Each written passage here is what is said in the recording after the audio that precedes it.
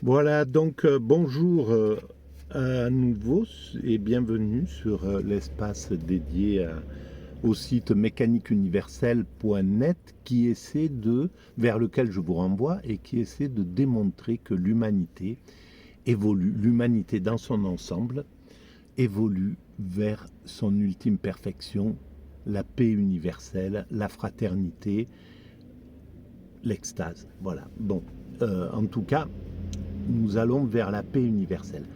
Et je suis, pour démontrer cette théorie qui a été imaginée, que j'ai imaginée il y a 23 ans maintenant, euh, je m'appuie de temps en temps sur des ouvrages. Et là, actuellement, je m'appuie sur Kant, Projet de paix perpétuelle, le livre qu'il a écrit donc au XVIIIe siècle. Et donc je continue la lecture. Je viens de lire dans la première section contenant les articles préliminaires en vue d'une paix perpétuelle entre les États, le premier article, aucun traité de paix ne doit valoir comme tel si l'on a conclu en se réservant tacitement matière à guerre future. Le deuxième, je l'ai fait également, nul État indépendant, petit ou grand, ne pourra être acquis par un autre État par héritage, échange, achat ou donation. Et c'est là où on voit qu'au XIXe siècle, euh, on a outrepassé tout ça. L'Amérique a acheté à la Russie une partie de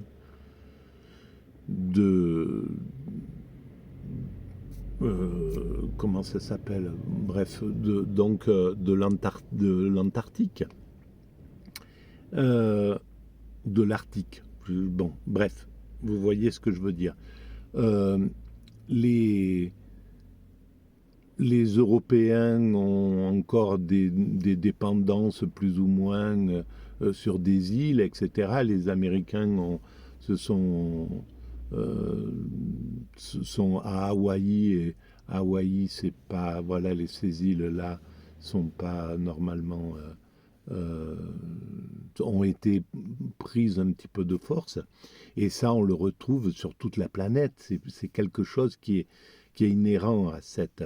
Et je pense que dans le futur, tout ça devra être réglé. C'est pas quelque chose qui est déterminé à rester dans dans cette façon.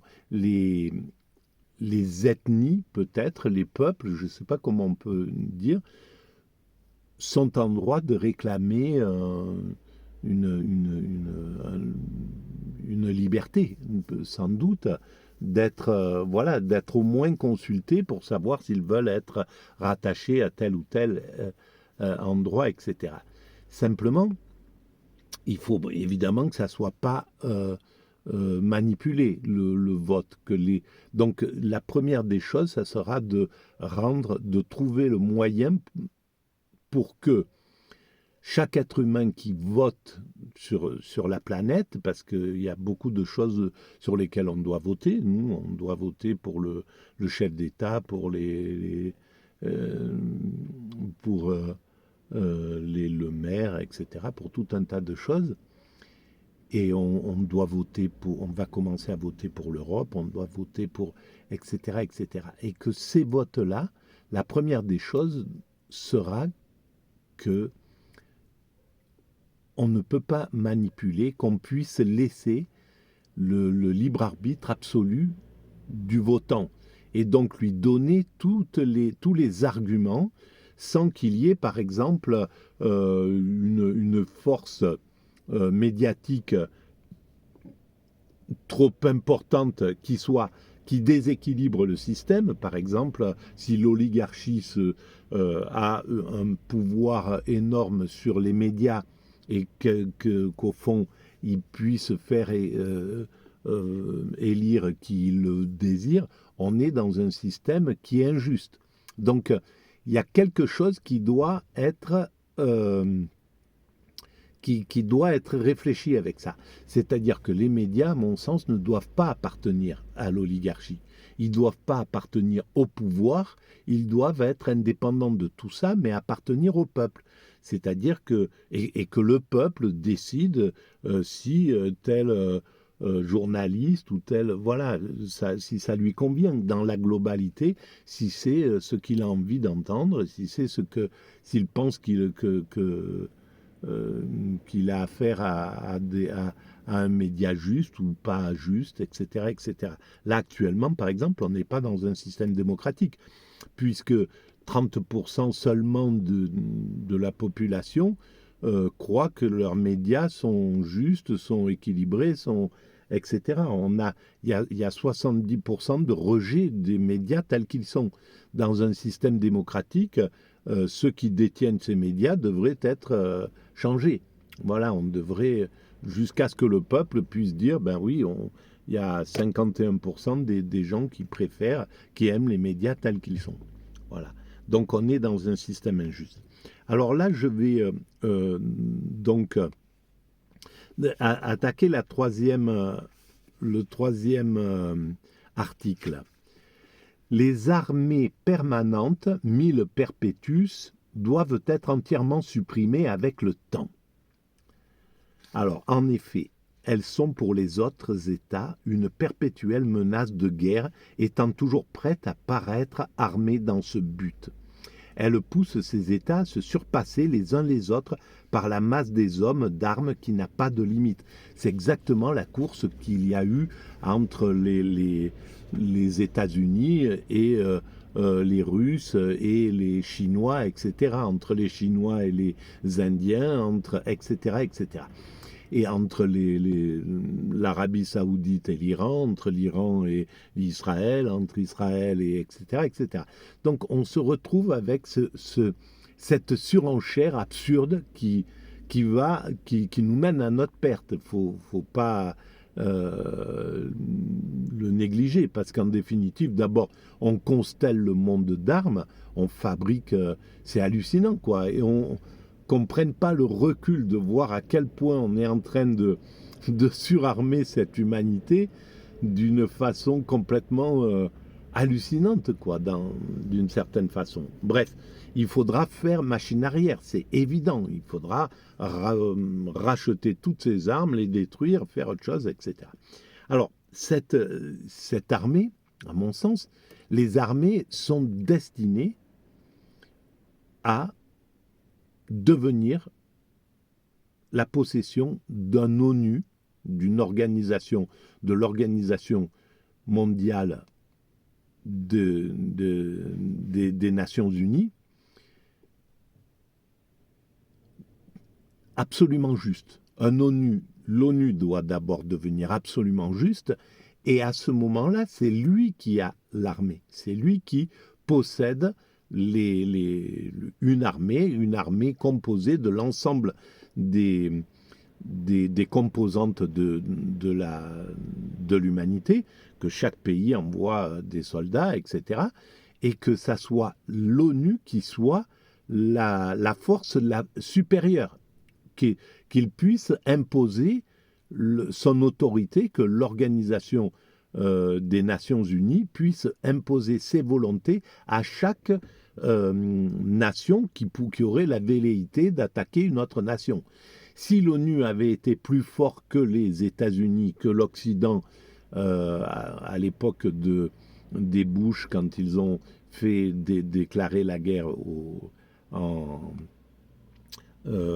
Irak, la guerre n'aurait pas été faite, parce que l'ONU aurait dit non, amenez-nous réellement les preuves, cette fiole, ça fonctionne pas, amenez-nous vraiment des preuves, etc. Et nous allons gérer ce problème avec l'Irak, on va voir si effectivement il y a ça, etc., etc. Quoi qu'il arrive, l'Irak, on va lui réclamer d'elle que progressivement et rapidement, elle elle évolue vers un système démocratique parce que c'est ce que l'humanité réclame de partout. Donc on va vers ce système démocratique, on lui laisse le temps de s'adapter, d'adapter cette chose-là, mais que ça ne soit pas un système dictatorial qui fait élire ses propres enfants, etc. etc. Donc on est dans une possibilité comme ça d'évolution. Alors, donc l'armée en réalité,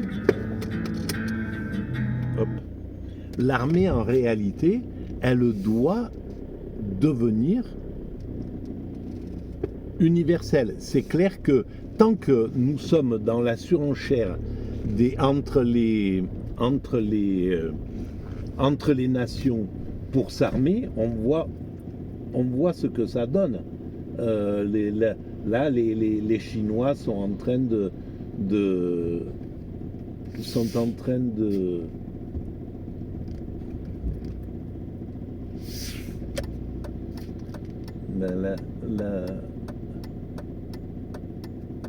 la civilité entre les gens là, elle est pas du tout effective. On voit ce que ça donne, c'est-à-dire que là les Chinois veulent dépasser les États-Unis au niveau de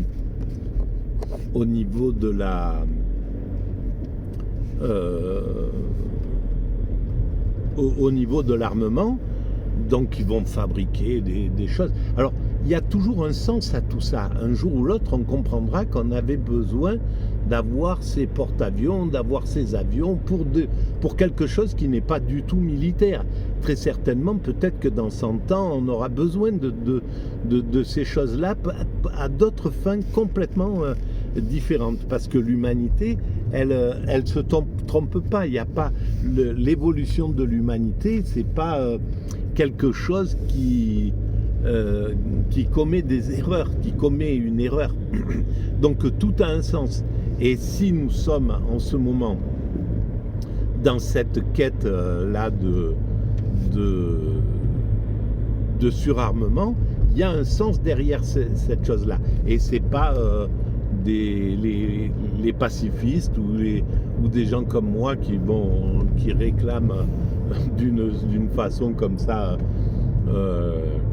un peu naïve que nous passions sur l'universel déjà, sur l'ONU, que le national diminue, qui va faire que les États vont l'écouter et vont dire bon ben oui, il a raison. Voilà, ça fonctionne pas comme ça. Donc il est vraisemblable que nous allons avancer dans cette absurdité, hein, c'est-à-dire de ce absurdité vue de l'extérieur. Je dis, il y a un sens profond aux choses, à tout, c'est-à-dire que quelqu'un qui pour résoudre son problème est obligé de se mettre à picoler à un âge très tôt parce qu'il ne trouve pas d'autre solution. On peut estimer cela absurde, mais en réalité, c'est quand on fait l'analyse réelle de son existence, on se rend compte que, il ne pouvait pas passer par une autre voie pour résoudre certains de ses problèmes. Donc, ce qui semble absurde en réalité ne l'est pas dans la réalité. Donc, on comprendra pourquoi nous sommes dans cette course à l'armement absolument délirante. Voilà. Et de ce délire, sur la guerre, par exemple, actuellement en Ukraine, on voit bien que les armes sont en train de circuler en Europe, commencent à arriver, etc. Enfin bon, bref, on voit à quel point c'est un gros problème que cette humanité soit armée et qu'il faudra à un certain moment qu'elle soit totalement désarmée. Et il faudra que l'ONU prenne le pouvoir. Alors, ça prendra encore quelques siècles pour arriver à ça, mais à ce moment-là, le reste des pays pourra être désarmé progressivement, totalement désarmé, et le seul système qui restera peut-être armée à la fin, mais avec comme finalité le désarmement total, eh ben, ça sera l'organisation, un type de l'organisation des Nations Unies, l'ONU, ou voilà, un système comme ça. Mais à mon avis, l'ONU, ça sera l'ONU qui restera comme système, puisque il est idéal. S'il devient juste, l'ONU est idéal, mais pour ça, il faut qu'il devienne totalement juste, qu'il soit, voilà, qu'il privilégie pas un de ses enfants ou une communauté sur une autre, ou voilà, il faut qu'il soit totalement juste. Donc qu'il ait conscience de son but, qu'il ait conscience que le but c'est l'universalité, et c'est finaliser le paradis, un paradis terrestre sur lequel l'ensemble des ethnies, des religions, des couleurs, des êtres humains pourront vivre sans distinction,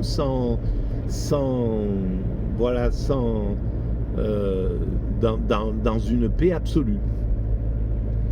Donc on va vers cette finalité. Mais on voit bien que ça va nécessiter quelques siècles encore d'évolution, parce que c'est compliqué quand même. Voilà. Merci.